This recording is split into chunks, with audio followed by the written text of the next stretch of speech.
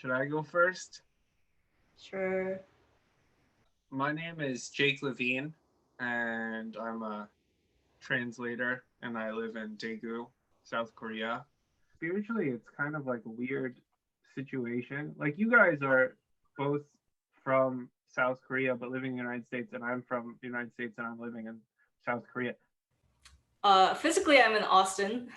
Spiritually, I am in hell. That's I'm in Austin, Texas right now. Spiritually, I would say I'm like here. Oh, you've been preparing.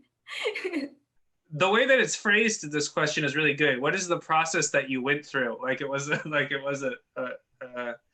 kind of long ordeal, like a journey in making the book.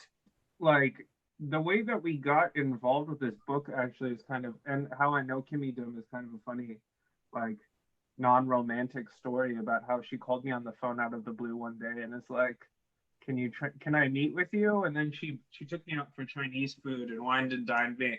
When we were doing the poems, she also took us to dinner, didn't she? Yeah. We ate some Jeju Island food. Mongguk. Yeah. And much later, when we were interviewing her, she got us hot dogs. They were very fancy and nice. Very good hot dogs.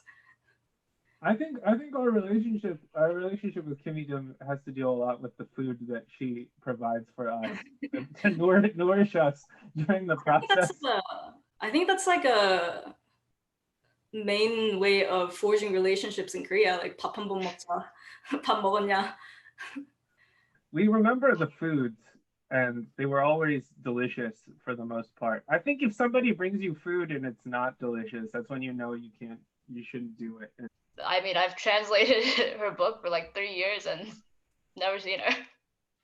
Kim Yideum texted me. I don't have like a big relationship with Kim Yideum, but she texted me and like we were congratulating each other and talked about how isolating it was in Korea to be publishing these kinds of poems, and like often she would get very much attacked by people who don't believe her poetry is poetry, or people who believe her content is not like poetic. I think it's really rewarding to be able to give her kind of the attention that and validation that wasn't given to her in our home country.